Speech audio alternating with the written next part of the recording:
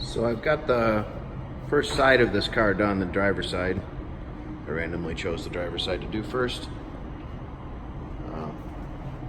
The door gaps are actually nice. There's no latch in the door, so it was hanging open a bit. But I spent some time getting the gap right yesterday. I've just put some tape, so that you could see the gap. But yeah, looks pretty nice. And the entire rocker section has been rebuilt. This door sill, of course. This outer rocker is not structural, really, per se. It's just a part of the body skin. But the structural part, of course, is that beam there. And that's where all the significant damage was when this car folded in half. That's the section right there, really, that took most of the damage. So that's all put back together now. Like I say, that entire door sill and part of that quarter panel was rusted, from here down.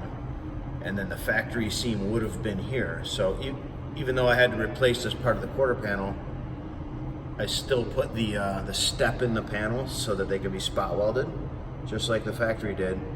But then the difference is we put the bronze so that we'll never have moisture creep, from the underside back up through those spot welds. The factory would have used lead here, and I'm not a big fan of lead, so as much as that would still be functional today. So you can see some of that work on the inside. Sorry, there you go, where that overlapping thing happens. And then there's this, jacking point was replaced. You've got that whole section of that actual, I guess I'll call it a tub.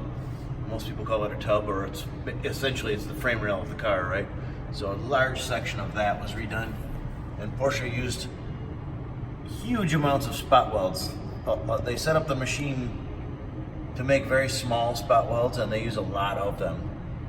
So I've done the best I could to replicate what that should look like. And anywhere where there's a splice like this, I'm sure you won't be surprised, there's a panel, a fish plate, we call it, on the inside, a gusset. So that's not really just a butt weld. There's another panel on the inside connecting those two, just to further reinforce the repair, of course. So that's about where I'm at. And as you can see, the other side is still just a gaping wound.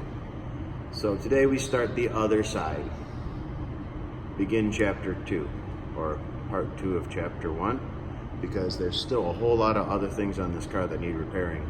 All the things that it was originally going to come here for, right? This thing got put on a truck and all the destruction was done to the car on its way here. But this whole rear panel will be replaced, because all that lead you see is because for a reason. See this damage on the quarter? So the whole rear end of this car was folded in at one point, and the aftermath is significant. Yeah, I guess that gives you an idea. This whole car was crushed in the back at some point in its life. Even though it's a pretty nice, rust-free car, because of the collision damage, that's the original reason it was coming here to Legendary to be done. On this quarter, I've already cut away the rotten part. And then, of course, that jacking point has already been cut off.